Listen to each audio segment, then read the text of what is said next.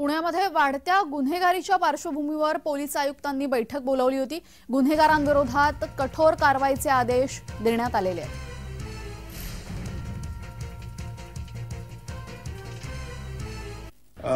जे कोयताचे जे ॲग्रिकल्चरल ॲक्टिव्हिटीसाठी वापर होते ते बरोबर आहे, परंतु जुवेनाइल्सला कोयता विकणे किंवा इतर अशा प्रकारचे क्रिमिनल एलिमेंट्सला कोयता प्रोव्हाइड करणे याच्यावर पण आमचे बारीक नजर आहे। एकंदरीत शहरात क्राईमचे इतर सर्व ॲस्पेक्ट्सवर आमची बारीक रिव्ह्यू झालेली आहे। डीबी स्क्वॉडला काय करायला पाहिजे, काय नाही करायला पाहिजे आणि अवैध धंदेविरुद्ध किंवा दारू विरुद्ध किंवा स्लम्स एरियाजमध्ये आमची डॉमिनन्स कसे वाढवायला पाहिजे त्याबद्दल विस्तृत चर्चा झाली।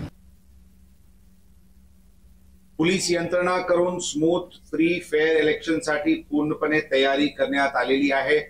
आमचे अंदाजन 7,000 पोलीस अधिकारी आणि कर्मचारी हे बंदोबस्तमध्ये जे राहणार आहे त्यापैकी 90 ते 95% अधिकारी कर्मचाऱ्यांचे विस्तृत ट्रेनिंग, जे काही डूज डोंट्स त्यांच्यावर जबाबदारी कसे हे सगळे इम्प्लिमेंट इन्फोर्स करायचे त्याबद्दल विस्तृत ट्रेनिंग झालेली आहे आणि बंदोबस्ताचे नियोजन पण करण्यात आलेली आहे।